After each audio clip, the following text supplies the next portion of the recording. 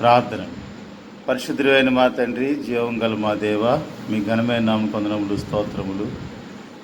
మహామహిమలో ఉన్నటువంటి దేవుడువు, నిత్యము 4 జీవులు 24 పెద్దలు లెక్కింపు సఖ్యము కానీ కోటాను కోట్ల దూతగణము చేత ఆరాధించబడుచున్నటువంటి కనపరచబడుచున్నటువంటి గొప్ప దేవుడువు. భూమి మీద మంటి పురుగుల మమ్మల్ని కూడా మీరు జ్ఞాపకం చేసుకుని ప్రభా మా నిమిత్తమై లోకానికి మనుష్య కుమారుడు గారు దించి ప్రభా మమ్మల్ని రక్షించి విమోచించి ప్రభా మా నిమిత్తమై ప్రాణము పెట్టి తండ్రి నాయన పునరుద్ధారణమై తిరిగి లేచిన దినంగా మా ప్రభు పునరుద్ధాన దినంగా తండ్రి మందిరాడంలో సాగిలపడి అనుగ్రహించిన రక్షణను బట్టి కనపరచడానికి మీ నామాన్ని గొప్ప చేయడానికి మా బ్రతుకులు అనుగ్రహించిన మరో ప్రభు పునరుద్ధాన దినం బట్టి వందనములు స్తోత్రములు చెల్లిస్తున్నాను తండ్రి. సమయాన్ని మీ చేతికి అప్పగిస్తున్నాం. రాగలిగిన మీ ప్రియబిడ్డలందరిని బట్టి కూడా వందనములు స్తోత్రములు. పరిచర్యను జ్ఞాపం చేసుకోండి. ఆది నుంచి అంచెం వరకు మీరు ఆధిపత్యం వహించి నడిపించండి. ఈ దినం కొరకు ప్రభావ మీరు సిద్ధపరిచిన లేఖన భాగం మాకు దయచేయండి. ప్రభావ నేను సమృద్ధమైన విధానంలో మిమ్మల్ని ఆరాధించడానికి ప్రభావ ఎంతో పరిశుద్ధమైన విధానంలో తండ్రినైనా మంచి మనస్సాక్షితో మీ బలలో చేయవేయడానికి మమ్మల్ని మీరే సిద్ధపరచమని బలపరచమని ప్రభావ నాయన మీరే సమయం కొరకు సిద్ధపరిచిన పాటలు కూడా దయచేయవలసిందిగా ప్రార్థిస్తూ సమీప దూర ప్రాంతంలో ఉన్నటువంటి వీళ్ళందరినీ ప్రభావ నేను మీ చేతికి అప్పగించుకుంటూ మరి నాయన ఊరి పరిసర ప్రాంతాలు మా యొక్క ఆంధ్రప్రదేశ్ రాష్ట్రము తండ్రి మా దేశము ప్రపంచ దేశాల్లో చెదిరిన పరిశుద్ధులు హెబ్రోన్ అనుబంధంగా జరిచిన పరిచర్య అక్కడ ఉన్నటువంటి పెద్దలైన వారు మీ దాసులైన వారు మరి కురియనంకులు తిమోతి గారు తండ్రినైనా అక్కడ బాధ్యత వహించిన సహోదరులు తండ్రినైనా మరి ఆ రీతిగా ప్రపంచమంతటా రాయ స్థలాల్లో చెదిరిన పరిశుద్ధులు అందరిని బట్టి మీ పాసనకు వస్తున్నాం. ప్రస్తుతం మరి నేను ప్రపంచంలో ఉన్నటువంటి వ్యాధిని బట్టి కూడా మీ పాసనలు మొరపెడుతున్నాం. ప్రభావ జ్ఞాపం చేసుకుని మీ బిడ్డలైన వారిని మీరు భద్రపరిచి దినాన్ని సజీవ లెక్కల్లో మీరు ఉంచి మిమ్మల్ని కనపరచడానికి మీరు ఇచ్చిన శాసన తరుణాన్ని బట్టి వందనాలు స్తోత్రాలు చెల్లిస్తూ సమస్త ఘనత మహిమ ప్రభావాలు మీకు ఆరోపిస్తూ మా కొరకై తిరిగి త్వరలో రానటువంటి మా ప్రభుని రక్షకుడైన యేసుక్రీస్తు వారి నామములో స్తుతించి ప్రార్థించి వేడుకొంచున్నాను మా తండ్రి. ఆమేన్. పాట సంఖ్య 84 పాడుతున్నాం. పాట సంఖ్య 84. యేసు పరిశుద్ధ నామమునకు ఎప్పుడు అధిక స్తోత్రమే. యేసు పరిశుద్ధ నామమునకు ఎప్పుడు అధిక స్తోత్రమే. ఏహ పరమున మేలైన నామము శక్తి కలిగినట్టి నామమిది. ఏహ పరమున మేలైన నామము శక్తి కలిగినట్టి నామమిది. పరిశుద్ధులు స్తుతించు నామమిది. పరిశుద్ధులు స్తుతించు నామమిది. యేసు పరిశుద్ధ నామమునకు ఎప్పుడు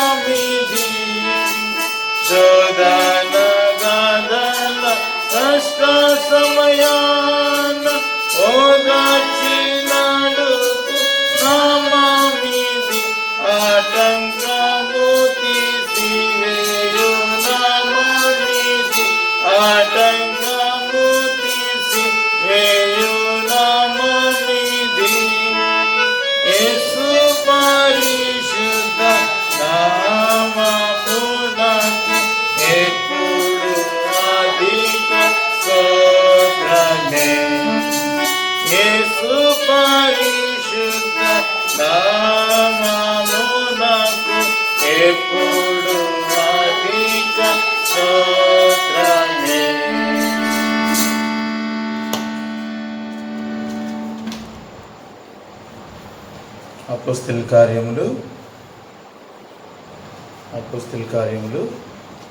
3వ అధ్యాయము అపోస్తలుల కార్యములు 3వ అధ్యాయము మొదటి 10 వచనములు కూడా ఉత్తర ప్రత్యుత్తర రీతిగా చదువుకుందాం. అపోస్తలుల కార్యములు 3వ అధ్యాయము మొదటి 10 వచనాలు మార్చి చదువుకుందాం. పగలు 3 గంటలకు ప్రార్థనా కాలమున పేతురును యోహానును దేవాలయమునకు ఎక్కి వెళ్ళుచుండగా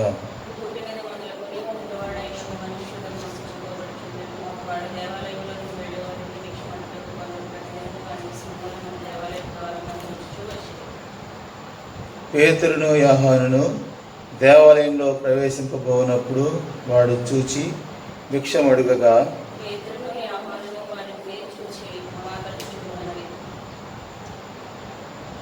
వాడు వారి యొద్ద ఏమైనా దొరుకునని కనిపెట్టుచు వారి యందు లక్ష్యం ఉంచెను.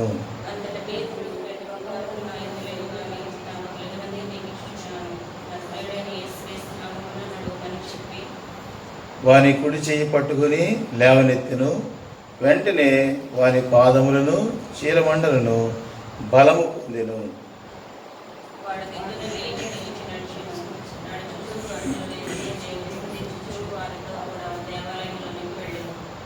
వాడు నడుచుచు దేవుని స్తుతించుట ప్రజలందరూ చూచి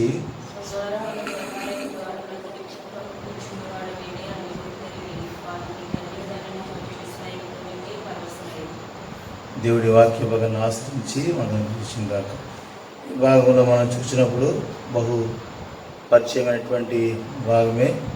అనేక పర్యాయములు అనేక విధాలుగా అనేక వర్తమానాలు మరి వాక్య భాగం జరిగి ఉండొచ్చు. నూతన విధానంలో దేవుడు మనకి మరి ఈ దినాన దేవుడే తన పరిశుద్ధాత్మ ద్వారా నూతన విధానంలో మనం దర్శించడానికి ఈ భాగాన్ని మనం ముందుంచారు.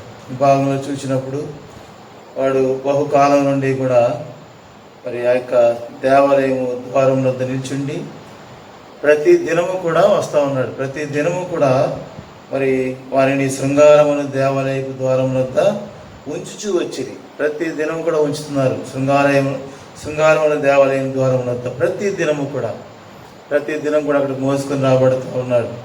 మరి అక్కడ చూసినప్పుడు ఆ దినము మరి పేతురు యోహాను దేవాలయంలో మరి ప్రవేశింపబోనప్పుడు వాడు చూచి భిక్షమడుగగా మరి పేతురు యోహాన్ని అడిగినటువంటి వాడు. మరి అంతకుముందు మనం చూస్తే మరి ఇక్కడ 10వ వచనం ఆధారంగా అపోస్తలుల కార్యం 3వ అధ్యాయం 10వ వచనం ఆధారంగా ఆఖరి భాగంలో చూస్తే మరి చూసిన వారందరూ ఏమయ్యారు? విస్మయముతో నిండి పరవశులయ్యారు.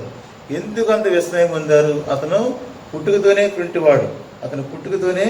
కుంటివాడు, పుట్టినది మొదలుకొని కుంటివాడైన యొక్క మనుష్యుడు. అయితే మనం చూసినప్పుడు అంతకుముందు మరి ముందుగానే ప్రభువైన యేసుక్రీస్తు వారు కూడా సిలువ వేయబడడం జరిగింది. అనగా ప్రభువైన యేసుక్రీస్తు వారు కూడా దేవాలయంలోనికి ప్రవేశించిన సందర్భాలు ఉన్నాయి. అప్పుడు కూడా అతను భిక్షం అడుగుతూనే ఉన్నాడు. అయితే ప్రభువైన యేసుక్రీస్తు వారి వద్ద నుండి అనేక మంది స్వస్థత పొందారు. అనేకులు మరి చనిపోయిన వారిని సైతం లేవనెత్తినటువంటి ప్రభువైన యేసుక్రీస్తు వారు ఆ మార్గంలో ఆ దేవాలయానికి వెళ్ళిన పరిస్థితులు ఉన్నాయి. అప్పుడు కూడా ఈ కుంటివాడు మాత్రం అలాగే మిగిలిపోయాడు. ఎందుకంటే అతని హృదయంలో మనం 5వ వచనం చూసిన 3వ అధ్యాయం 5వ వచనం చూసిన ఏమైనా దొరుకునని, ప్రతి వారి దగ్గర నుంచి కూడా ఏమైనా దొరుకునని ఇదే ఆలోచనలో ఉండిపోయాడు. ఏమైనా దొరుకునని. మరి నేను అనుకుంటున్నాను మరి ప్రభువైన యేసుక్రీస్తు వారు కూడా వెళ్తా ఉన్నప్పుడు అడుగుంటాడు, బహుశా ఏమైనా దొరుకుని అడుగుంటాడు. అయితే ప్రభువైన యేసుక్రీస్తు వారు తండ్రి చిత్తాన్ని నెరవేర్చడానికి భూమి మీదకి వచ్చారు. అయితే ఈ వ్యక్తి మరి దేవుని చిత్తంలో ఆ సమయంలో ప్రభువైన యేసుక్రీస్తు వారి చేత స్వస్థపరచబడే మరి పరిస్థితులు లేడు కనుక ప్రభువైన యేసుక్రీస్తు వారి దగ్గర నుంచి కూడా ఎంతో కొంత సాయం పొందుంటాడు. భౌతికంగా ఏదో కొంత సాయం. మరి ఆ దినాల్లో మరి డబ్బు సంచి ఇస్కరియోతు దగ్గర ఉంది కాబట్టి అడుక్కొనగానే ఇస్కరియోతు నీ ప్రభువైన యేసుక్రీస్తు వారు చూస్తే ఎంతో కొంత సాయం చేసి ఉండొచ్చు. అప్పుడు కూడా ఈ వ్యక్తి స్వస్థత పరచబడలేకపోయాడు. అయితే ప్రతిదినము కూడా వచ్చి ఎక్కడ ఉంటున్నాడు? దేవాలయం ద్వారం వద్ద ఉంటున్నాడు. ప్రతిదినము వస్తున్నాడు. అది చూస్తే ఏమైనా దొరికినని. అందుకని చేతనే పేతురు అంటున్నాడు 6వ వచనంలో, అంతట పేతురు అతని హృదయాన్ని ఎరిగినవాడు కనుక వెండి బంగారములు నా యొద్ద లేవు, వెండి బంగారములు నా యొద్ద లేవు, కానీ అక్కడ అంటున్నాడు, నాకు కలిగినదే నీకు ఇచ్చుచున్నాను, ఏమైతే కలిగి ఉన్నానో అదే ఇస్తున్నాను అని చెప్పి నజరేయుడైన యేసుక్రీస్తు నామమున నడుమని చెప్తున్నాడు. కాబట్టి ఇప్పుడు చూసినప్పుడు ఈ యొక్క మరి కుంటివాడిని చూసినప్పుడు, పుట్టుకతోనే కుంటివాడిని మనం చూసినప్పుడు, ఈ మనుష్యుడు ఏ స్థితిలో ఉన్నాడంటే దేవాలయం దగ్గరికి ప్రతిదినం వస్తున్నాడు, కానీ దేవాలయం లోనికి ఎప్పుడు రాలేదు. దేవాలయం ముందాక తీసుకొచ్చి అక్కడ విడిచిపెట్టేస్తున్నారు. లోపలికి వచ్చేటువంటి పరిస్థితి ఆ మనుష్యునికి లేదు. రెండోది చూస్తే ప్రతిదినం కూడా ఏమైనా దొరుకునని కనిపెడతా ఉన్నాడు. ఎంతో కొంత దొరుకుతుంది, వెళ్ళిపోతున్నాడు కనుక ప్రతిదినం తీసుకొస్తున్నారు. అది వారికి ఎంతో లాభకరంగా ఉంది. ఏమైనా దొరుకునని దేవాలయం వెలుపట ఏమైనా దొరుకునని కనిపెడతా ఉన్నాడు. మూడవది చూస్తే పేతురు తన హృదయాన్ని మరి ఆ యొక్క అడిగే విధానాన్ని బట్టి పేతురు గమనించి ఏమంటారు, వెండి బంగారములు ఆ యొద్ద లేవు. ఇప్పుడు ఎక్కడికి తీసుకొస్తున్నాడు అతన్ని? నజరేయుడైన యేసు నామం దగ్గరికి తీసుకొస్తున్నాడు. ఇప్పుడు నజరేయుడైన యేసు నామం దగ్గరికి. ఈ యొక్క నామము గురించి మనం చూసినట్లయితే ప్రభు నామము చూడండి, 103వ దావీదు కీర్తనలో 103వ దావీదు కీర్తన 1వ వచనం కలిసి చదువుకుందాం. 103వ దావీదు కీర్తన 1వ వచనం. నజరేయుడైన యేసు నామం గురించి దావీదు పలుకుతూ ఉన్నాడు. 103వ దావీదు కీర్తన 1వ వచనం, నా ప్రాణమా యెహోవాను సన్నిధించుము, నా అంతరంగమునున్న సమస్తమా ఆయన పరిశుద్ధ నామమును సన్నిధించుము. ఏ నామం ఇది? పరిశుద్ధ నామము. కాబట్టి నజరేయుడైన యేసు నామం, ఇది నాన్న పునరుద్ధారుడైన ప్రభువైన యేసుక్రీస్తు వారి నామము, మనము ఆరాధించడానికి కూడుకున్నటువంటి నామము పరిశుద్ధ నామము. కాబట్టి పరిశుద్ధతయే ఈ సన్నిధికి అనడానికి తగినది. కాబట్టి పరిశుద్ధమైన నామం, ఆయన నామం పరిశుద్ధమైన నామం. అందుచేత దావీదు అంటున్నాడు, నా ప్రాణం యెహోవాను సన్నిధించుము, నా అంతరంగం సమస్తమా ఆయన పరిశుద్ధ నామమును సన్నిధించుము. తిరిగి 2వ వచనం కూడా నా ప్రాణం యెహోవాను సన్నిధించుము, ఆయన చేసిన ఉపకారములలో దేని మరొకము. కాబట్టి పేతురు యొక్క మరి ఈ మనుష్యుని, కుంటివాడైన మనుష్యుని పరిశుద్ధమైన నామం దగ్గర తీసుకొస్తా ఉన్నాడు. పరిశుద్ధమైన నామం, నజరేయుడైన నామాన్ని పరిచయం చేస్తూ ఉన్నాడు. తిరిగి చూస్తే మరి ఈ నామం గురించి 105వ దావీదు కీర్తనలో కూడా 3వ వచనంలో, 105వ దావీదు కీర్తన 3వ వచనంలో కూడా చూస్తే మరి ఆయన పరిశుద్ధ నామమును బట్టి అతిశయించుడి, ఆయన పరిశుద్ధ నామమును బట్టి అతిశయించుడి, యెహోవాను వెదకువారు హృదయమందు సంతోషించుదురుగాక. ఇక్కడ ఈ కుంటివాడైతే ఏమైనా దొరుకునని వెతుకుతా ఉన్నాడు. అయితే ఇక్కడ ఏమంటున్నాడు కీర్తనకారుడు, యెహోవాను వెదకువారు హృదయమందు సంతోషిస్తారు. యెహోవాను వెతకాలి, ఏమైనా దొరుకునని కాదు, యెహోవాను వెతికినప్పుడు. అంతే కదా, ఆయన పరిశుద్ధ నామమును బట్టి అతిశయించాల. పరిశుద్ధమైన నామము, నజరేయుడైన యేసు నామము పరిశుద్ధమైన నామము. అంతేకాదు అతిశయించగలిగినటువంటి నామం. తిరిగి 113వ దావీదు కీర్తనలో కూడా మరి జ్ఞాపకం చేసుకుంటే ఈ నామం గురించి రాయబడింది చూస్తే 113వ దావీదు కీర్తన 1వ వచనం, లేకపోతే మొదటి 3 వచనాలు కూడా ఎంతో ఉన్నతంగా ఆయన నామాన్ని గురించి ఇక్కడ రాయబడింది. 113వ దావీదు కీర్తన మొదటి 3 వచనాలు, యెహోవాను సన్నిధించుడి, యెహోవా సేవకులారా ఆయనను స్తుతించుడి, యెహోవా నామమును స్తుతించుడి, ఇది మొదలుకొని ఎల్లకాలము యెహోవా నామము సన్నిధింపబడును గాక. సూర్యోదయం మొదలుకొని సూర్యాస్తమయం వరకు యెహోవా నామము స్తుతినందదగినది. కాబట్టి చూస్తే ఆయన నామాన్ని బట్టి, ఆయన నామము పరిశుద్ధ నామం అంటున్నాడు. 113వ దావీదు కీర్తనకు వచ్చిన యెహోవా నామము స్తుతించుడి, సన్నిధింపబడును గాక. స్తుతించేటువంటి నామం, యెహోవాను స్తుతించుడి, ఆయన స్తుతించుడి, స్తుతినందదగినటువంటి నామం యెహోవా నామము స్తుతినందదగినది. 3వ వచనం ఆఖరి భాగం చూస్తే యెహోవా నామము స్తుతినందదగినది. ఎప్పుడు నేను చెప్పే వరకు సూర్యోదయం మొదలుకొని సూర్యాస్తమయం వరకు కూడా ఆయన నామము స్తుతినందదగినది. తిరిగి మరి 130వ దావీదు కీర్తనలో కూడా జ్ఞాపకం చేసుకుంటే ఆయన నామము ఏ రీతిగా మనము ఈ దినాన ప్రభువుని ఆరాధించాలి, ఆయన నామాన్ని బట్టి మనం జ్ఞాపకం చేసుకుంటే 135వ దావీదు కీర్తనలో మరి 3వ వచనం కలిసి చదువుకుందాం. 3వ వచనం, యెహోవా దయాళుడు, యెహోవాను స్తుతించుడి, ఆయన నామమును కీర్తించుడి, అది మనోహరమైనటువంటి నామము. ఆయన నామను కీర్తించుడి, అది మనోహరము. కాబట్టి మొట్టమొదటిగా చూస్తే పరిశుద్ధమైన నామము, రెండవది స్తుతినందదగినటువంటి నామము. అంతేకాదు ఆయన నామను కీర్తించుడి, అది మనోహరము. కాబట్టి యెహోవా దయాళుడు. కాబట్టి యెహోవాను వెతుకు వారు సంతోషిస్తారు. ఎందుకు? ఆయన దయాళుడు. ఆయన సన్నిధిలో అన్నీ కూడా మనం తిరుగుతాయి. తిరిగి మరి 145 కీర్తనకు వస్తే 145 కీర్తనలో కూడా ఆయన నామాన్ని గురించి చూడండి. 145 కీర్తన మొదటి రెండు వచనాలు. రాజువైన నా దేవా, నిన్ను ఘనపరచెదను, నీ నామమును నిత్యము సన్నుతించెదను. అనుదినము నేను నిన్ను స్తుతించెదను, నిత్యము నీ నామమును స్తుతించెదను. స్తుతినందదగినటువంటి నామం, మరి నిత్యము కూడా స్తుతించదగినటువంటిది. నిత్యము నీ నామమును స్తుతించెదను. కాబట్టి ఆయన అనుదినము కూడా నేను నిన్ను స్తుతించదు, నిన్ను గణపరచెదను. కాబట్టి రాజువైన నా దేవ, ఆయన రాజు, మనకి రాజువైన నా దేవ, నిన్ను గణపరచెదను. కాబట్టి ఆ నామము అని నామముల కంటే హెచ్చించబడిన నామము, స్తుతినందదగినటువంటి నామము, పరిశుద్ధమైనటువంటి నామము. మరి అంతేకాదు అది కీర్తించుట మనోహరము. ఆ నామాన్ని కీర్తించుట అది ఎంతో మనోహరము. కాబట్టి 149 కీర్తన కూడా మొదటి వచనం చూస్తే 149 కీర్తన మొదటి వచనం కలిసి చదువుకుందాం. యెహోవాను స్తుతించుడి, యెహోవాకు క్రొత్త కీర్తన పాడుడి, భక్తులు కూడుకున్న సమాజంలో ఆయనకు స్తోత్ర గీతం పాడుడి. ఆయన నామానికి మనం భక్తులు కూడుకునే సమాజంలో స్తోత్ర గీతం పాడాలి. అంతేకాదు యెహోవాకు క్రొత్త కీర్తన పాడుడి, క్రొత్త కీర్తన, స్తోత్ర గీతము. కాబట్టి మనము అంత ఉన్నతమైనటువంటి నామంలో ఆయన సన్నిధిలో చేరి ఉన్నాం. కాబట్టి ఇటువంటి ఉన్నతమైన నామం కలిగినటువంటి మరి ఆ నామాన్ని పేతురు ఈ యొక్క కుంటివాడైన మనుష్యునికి జ్ఞాపకం చేస్తున్నాడు. ఆ నామాన్ని ఏమంటున్నాడు? నజరేయుడైన యేసు నామము. మన ప్రభు, ఆయన ఉన్నతమైనటువంటి దేవుడు, మనుష్య కుమారునిగా ఈ లోకానికి దిగి వచ్చాడు. కాబట్టి ఆయన నజరేయుడైన యేసుగా ఆయన పిలువబడటానికి ఇష్టపడుతున్నాడు ఆయన.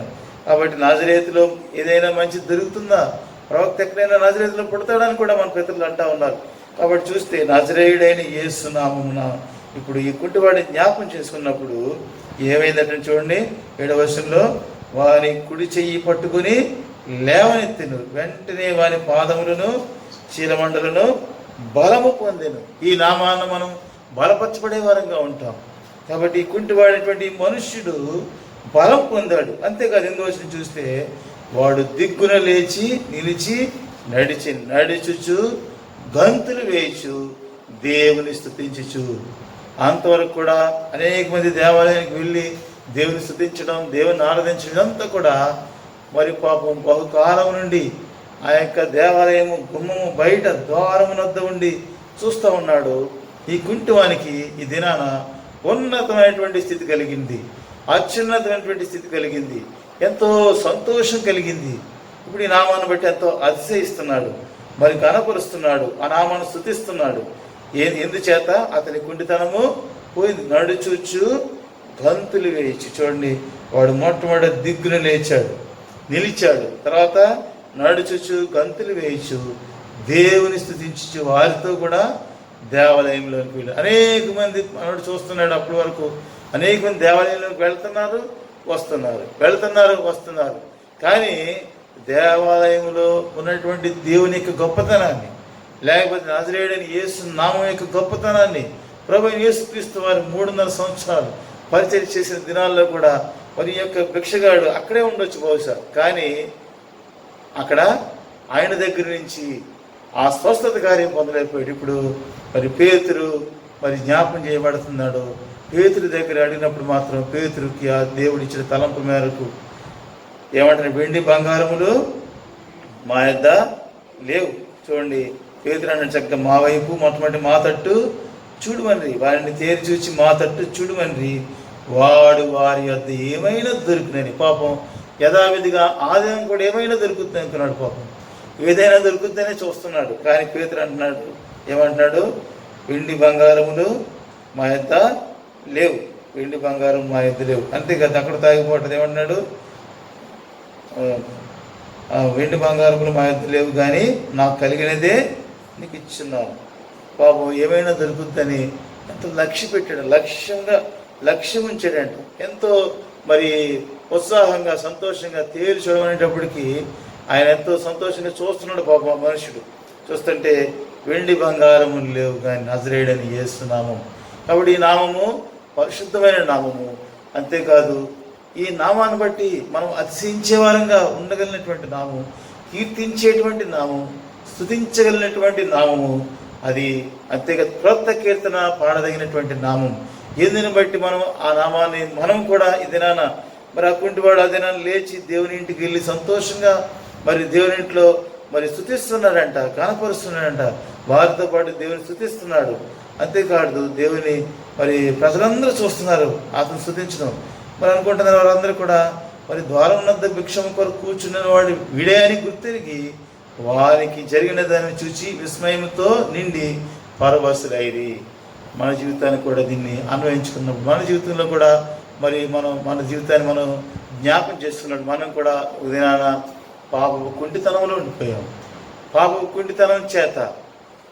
కుంటితనం చేత దేవాలయంలోని కానీ మరి లోనికి రాలేక దేవాలయం ద్వారం వరకు వచ్చి అనేక సార్లు మరి దేవుని యొక్క గొప్ప నామం యొక్క ఆ గొప్పతనాన్ని మనం ఎరగక మరి యెహోవాను వెదకకుండా ఏమైనా దొరుకునేమో అని, ఏం దొరకాలని వెండి బంగారములు ఈ లోక సంబంధమైన సంగతులు పై లక్ష్యం ఉంచి ద్వారం వెలుపడే ఉండిపోయినటువంటి దినాలు అనేకమైనవి ఉన్నాయి. మన జీవితంలో కూడా రక్షణకు వెలుపడ అనేక దినాలు ఉన్నాం. అయితే దేవుని మహాకృపను బట్టి, దేవుని మహాకార్యాన్ని బట్టి, మనల్ని జ్ఞాపకం చేసుకునే విధానం బట్టి మనం కూడా మనల్ని ఏం చేశాడు? దేవుడు పాపపు కుంటితనం నుండి విడిపించాడు. ఇది నాన్న చక్కగా పాపపు కుంటితనం నుండి తప్పించబడినటువంటి మనము దేవుని ఇంట్లో ప్రభుని ఆరాధించడానికి కూడుకుని ఉంటున్నాం. అందుచేతనే కీర్తనకారుడు 92వ కీర్తన అంటున్నాడు. 92వ కీర్తన జ్ఞాపం చేసుకుంటే 3 వచనాలు కలిసి ఉన్నాయి, కలిసి చదువుకుందాం.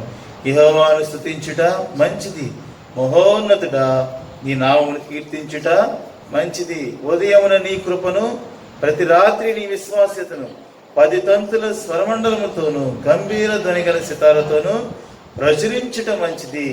తిరిగి 4వ వచనం కూడా జ్ఞాపకం. ఎందుకనగా యెహోవా నీ కార్యము చేత నీవు నన్ను సంతోషపరచును. వ్యక్తిగతంగా వస్తున్నాడు. ఇప్పుడు నీవు నన్ను సంతోషపరుచున్నావు నీ కార్యం చేత. ఏంటి దేవుని చేసిన కార్యం? మనకి ఆయన మహామహిమలో, ఉన్నతమైన స్థలములో, ఆకాశమైన సింహాసనం, భూమి ఆయన పాదపీఠము, మహామహిమలో నిత్యము 4 జీవులు, 24 పెద్దలు, లెక్కింప సఖ్యము కాని దూత కణమ చేత ఆరాధించబడినటువంటి దేవుడు నిన్ను రక్షించడానికి మనుష్య కుమారునిగా ఈ లోకానికి వచ్చాడు.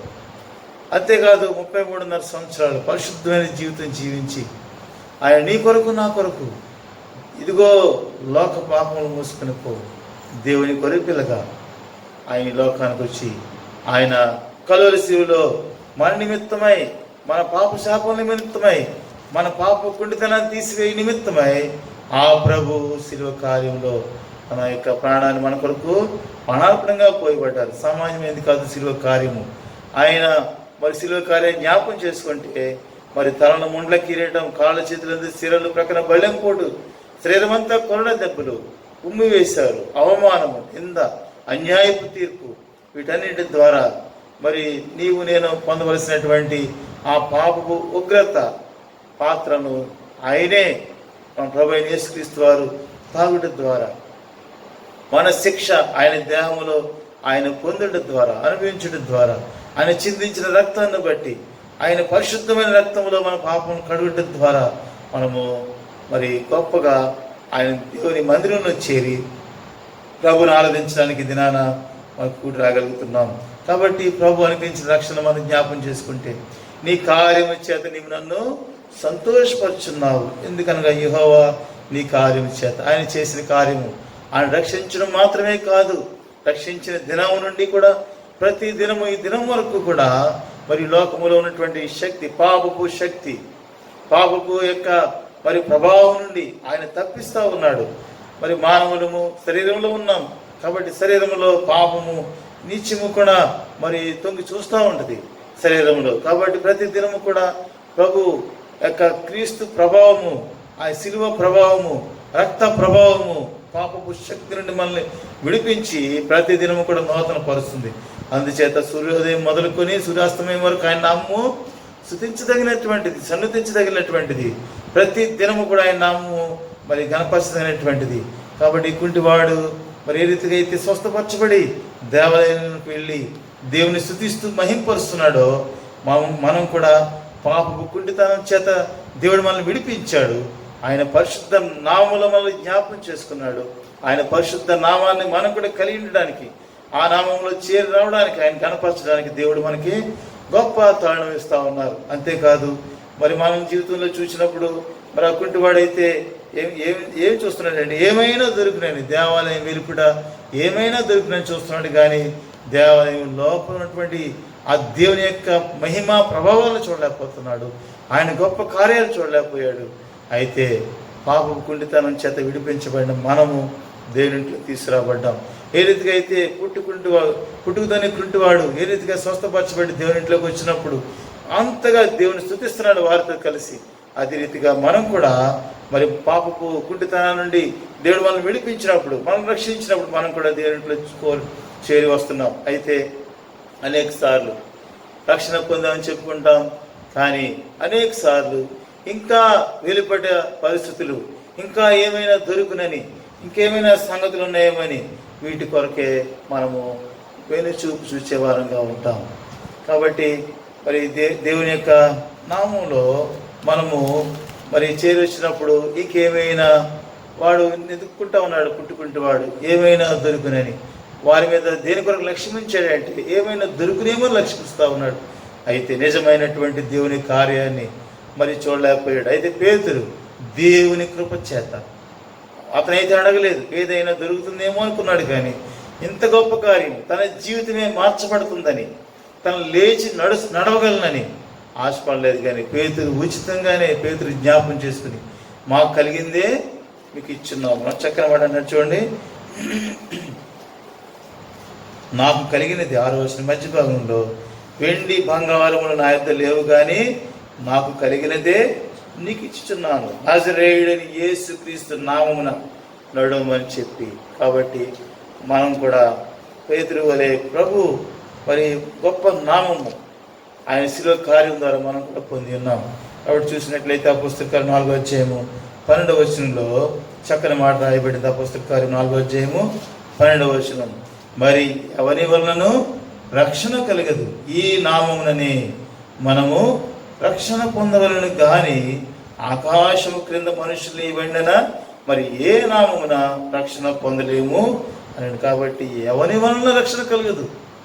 ఇంకా ఎవరైనా ఇంత గొప్ప రక్షణకు ఇంకా దూరంగా ఉంటే, యేసు ప్రభువుని సొంత రక్షణగా అంగీకరించుకుని ఎవరైనా ఉంటే స్పష్టంగా పరిశుద్ధ గ్రంథం ఘోషిస్తూ ఉంది, మరి ఎవరి వలనను రక్షణ కలగదు. అంతేకాదు ఈ నామముననే మనము రక్షణ పొందవలను కానీ ఆకాశము క్రింద మనుష్యులలో ఇవ్వబడిన మరి ఏ నామమున రక్షణ పొందలేము. ఆకాశం కింద మనుషుల్లో ఎన్నో నామాలను పెట్టుకుని మరి జీవితాన్ని వెల్లడిస్తూ ఉన్నారు.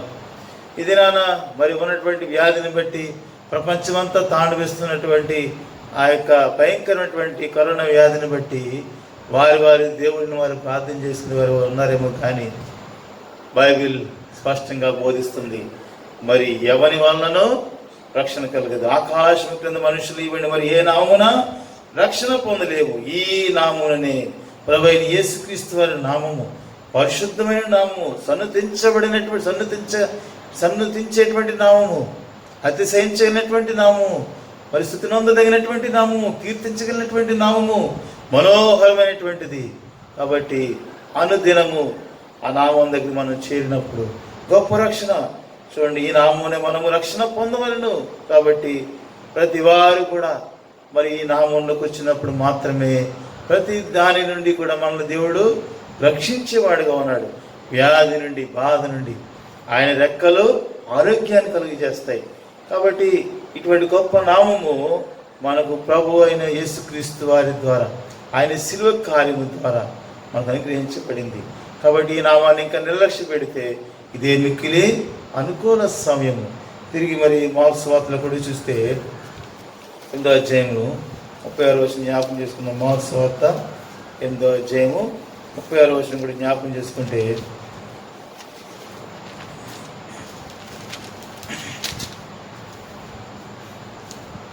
రాయబడుతుంది. చూడండి, 8వ అధ్యాయం 36వ వచనం. ఒకడు సర్వలోకమును సంపాదించుకొని తన ప్రాణమును పోగొట్టుకున్నట వానికి ఏమీ ప్రయోజనము. ఒకడు సర్వలోకమును సంపాదించుకొని, అందుచేతనే ఆ యొక్క మనుషుడు కుంటివాని యొక్క హృదయాన్ని తిరిగి పేతురు అంటా ఉన్నాడు, వెండి బంగారములు మా ఎద్ద లేవు.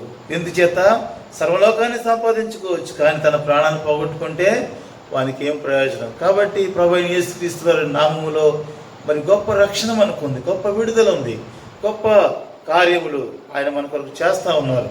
కాబట్టి ఇంకా వెండి బంగారాల గురించి చూస్తే మరి జెఫన్యా గ్రంథంలో మనం చూస్తాం. మరి జెఫన్యా 2వ అధ్యాయము, జెఫన్యా మొదటి అధ్యాయము 18వ వచనం. జెఫన్యా 1వ అధ్యాయము 18వ వచనం కలిసి చదువుకున్నాం. యెహోవా ఉగ్రత దినమున తమ వెండి బంగారములు వారిని తప్పింపలేకపోవును. రోషాగ్ని చేత భూమి అంతయు దహింపబడును. హఠాత్తుగా ఆయన భూమి నివాసులందరినీ సర్వనాశనము చేయబోచున్నాడు.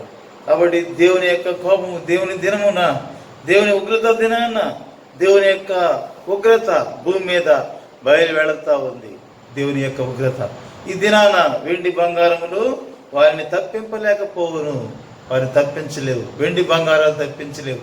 అనేక మంది మరి ఎంతో మిక్కిలి ఆస్తి కలిగినటువంటి కోటేశ్వరులు, ఎంతో మరి సంపద కలిగినటువంటి వారు, అంతస్తు హోదా కలిగినటువంటి వారు, ధన ఘనతలు కలిగినటువంటి వారు ఈ లోకాన ఈ దినాల్లో చూస్తే వారు ఎంతో మరి అనాథ శవాలుగా మిగిలిపోతూ ఉన్నారు, చూస్తున్నాం.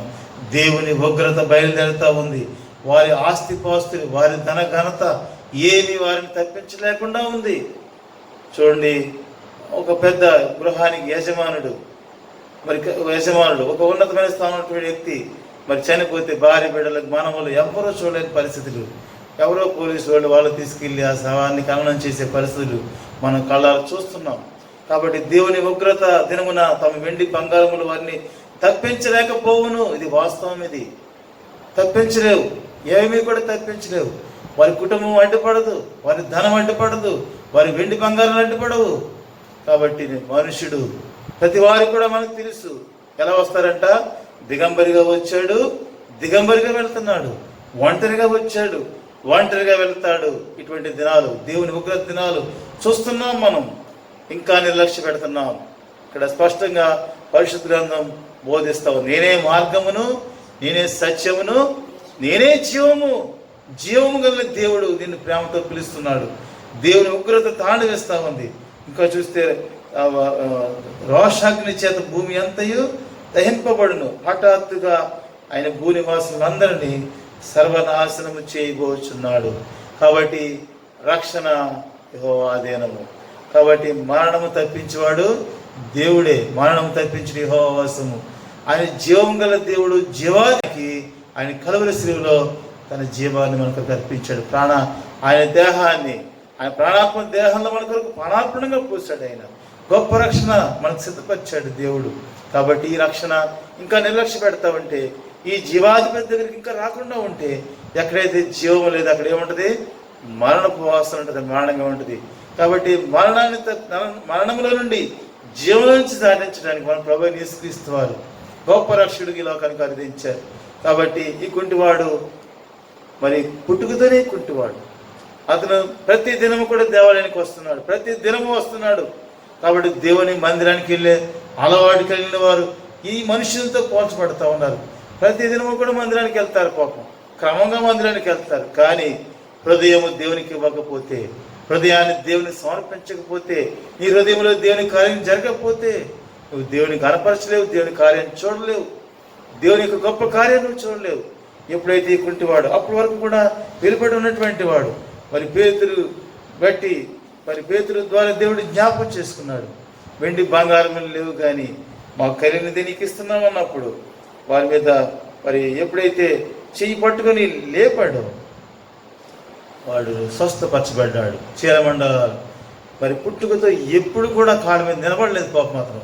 చూడండి చక్కగా రాయబడింది. చూడండి ఆ మాట, పుట్టినది మొదలుకొని కుంటివాడైన ఒక మనుష్యుడు. మనం కూడా జన్మతోనే పాపులు.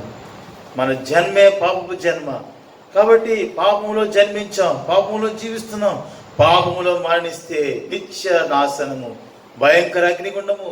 కాబట్టి నువ్వు నశించి నరకానికి పోకుండా ఆ దేవుడు నిన్ను వెతికి రక్షించిన నిమిత్తమై నీ కొరకు లోకానికి వచ్చాడు. ఆ ప్రభు గొప్ప రక్షణ చేత నిన్ను అలంకరించడానికి సిద్ధంగా ఉన్నాడు.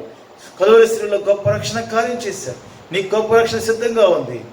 ఏమీ చేయక్కర్లేదు. రక్షణ ఉచితము, రక్షణ ఉచితము.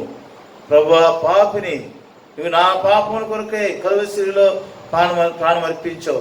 నేను పొందవలసిన శిక్ష అంతా నువ్వు భరించావు. నేను విశ్వసిస్తున్నాను, నన్ను కూడా క్షమించు అని చిన్న మాట.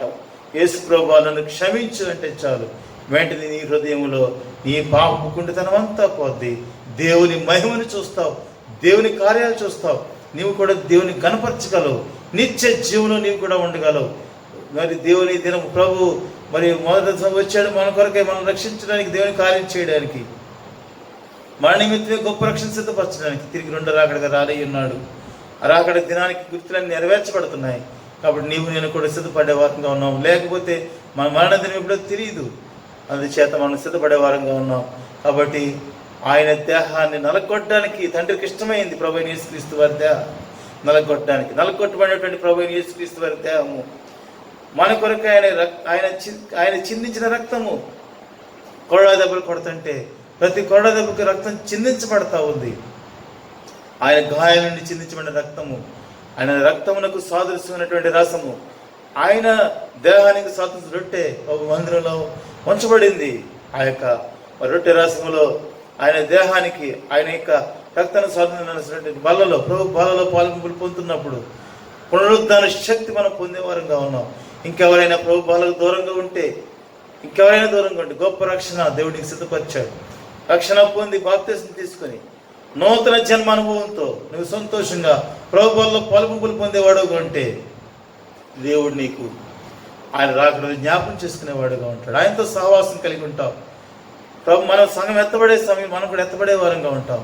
గొప్ప రక్షణ దేవుడు నీకు నాకు సిద్ధపరిచాడు. కాబట్టి ప్రభు పునరుద్ధరణ దినాన ఆయన పరిశుద్ధ నామాన్ని బట్టి, స్తుతి నొందదగిన నామం బట్టి, కీర్తించదగిన నామాన్ని బట్టి, మరి అంతేకాదు అన్ని నామాల కంటే ఉన్నతంగా హెచ్చించబడిన నామము. కాబట్టి సూర్యోదయం మొదలు సూర్యాస్తమయం వరకు స్తుతి నొందదగిన నామాన్ని, ఆయన నామాన్ని ఆరాధించుకుని, ఆయన నామాన్ని జ్ఞాపకం చేసుకుని, ఆయన రక్త మాంసంలో కూడా పాల్గొంగులు పొందడానికి పరిశుద్ధాత్మ దేవుడే సహాయపడి మనల్ని నడిపించిన గాక. ప్రేమ గల తండ్రి, కృపగలన అయినా మరి ఈ దినాన పుట్టుకతో కుంటివాడు మనిషిని జ్ఞాపం చేశారు. మరి నేను అనేక సార్లు మీరు కూడా దేవాలయానికి వెళ్ళి ఉండొచ్చు తండ్రి, వెళ్ళారు ప్రభా నాయన. అయితే ఆ కుంటివాడు అక్కడే ఉన్నాడు. అయితే మీ దగ్గర నుండి స్వస్థపరచలేకపోయాడు. ఎందుకంటే ఏమైనా దొరుకుతుందని అదే ప్రయాసతో ఉన్నాడు. వెండి బంగారములు వాటిపై లక్ష్యం ఉంచాడేమో ప్రభా. పేతురు చక్కగా వెండి బంగారం మా యొద్ద లేవు, నజరేయుడని యేసు నామమున లేచి నడవన్నప్పుడు స్వస్థ చిత్తుడయ్యాడు, నడిచాడు తండ్రి. అతని కుంటితనం అంతా పోయింది. మిమ్మల్ని గణపరిచేవాడుగా ఉన్నాడు, మహింపరిచాడు తండ్రి. మేము కూడా ఈ లోకంలో పాప కుంటితనంతో ఉండిపోయినప్పుడు మమ్మల్ని జ్ఞాపం చేసుకున్నారు. గొప్ప రక్షణ చేత అలంకరించారు ప్రభా. పరిశుద్ధమైన నామాన్ని మాకు అనుగ్రహించారు. నిత్యము సన్నతించేటువంటి నామం, కీర్తించేటువంటి నామం, హెచ్చించబడినటువంటి నామము ప్రభా నాయన, మనోహరమైనటువంటి నామం తండ్రి. ప్రభా నాయన, ఈ నామాన్ని బట్టి మీకు వందనాలు, స్తోత్రాలు. ఆ నామంలో మేము కూడి మరి చేరి రావడానికి తండ్రి, అంతేకాదు మిమ్మల్ని ఆరాధించడానికి, వాళ్ళలో సమీపస్తులుగా ఉండటానికి మీరు మమ్మల్ని జ్ఞాపం చేసుకున్న విధానం అంతని బట్టి కూడా వందనములు, స్తోత్రములు చెల్లిస్తూ అగ్ని శ్రేష్ఠ తరుణాన్ని బట్టి ప్రభానైనా ఈ లోకంలో ఎంతోమంది ఆయా రీతిలుగా ఇటువంటి ఉన్నతమైనటువంటి గొప్ప రక్షణకు దూరంగా ఉన్నారు. ఎవరైతే ఆయన ఈ యొక్క వాక్యాన్ని విన్నారో, ఇంకా రక్షణకు ఎవరైతే వెలుపడి ఉన్నారో వారిని కూడా రక్షించండి ప్రభా. ఆయన జీవం గల దేవుని నామం అని ఎరిగినట్లుగా ప్రభా, ఆయన గొప్ప రక్షణ కార్యములకి అందరూ కూడా రాగలిగినట్లుగా మీరే సహాయం చేయండి. ప్రపంచమంతటా ఇటువంటి పరిశుద్ధులందరినీ జ్ఞాపం చేసుకుంటున్నాం. ఉన్నటువంటి వ్యాధి పరిస్థితిని కూడా మీ పాసనలో జ్ఞాపం చేసుకుంటున్నాం. మీరే ప్రతి వారిని స్వస్థపరచమని బలపరచమని మా ప్రభు పునరుద్ధాన దినములో ఈ రీతిగా వందనాలు మాకు అనుగ్రహించిన శాశ్వతనాన్ని బట్టి మీరు అనుగ్రహించిన గొప్ప రక్షణను బట్టి వందనములు స్తోత్రములు చెల్లిస్తూ ఘనత మహిమ ప్రభావం మీకు ఆరోపిస్తూ మా కొరకై తిరిగి త్వరలో రానటువంటి మా ప్రభువును రక్షకుడు యేసుక్రీస్తు నామములో స్తుతించి ప్రార్థించి వేడుకొంచున్నాను మా తండ్రి ఆమేన్.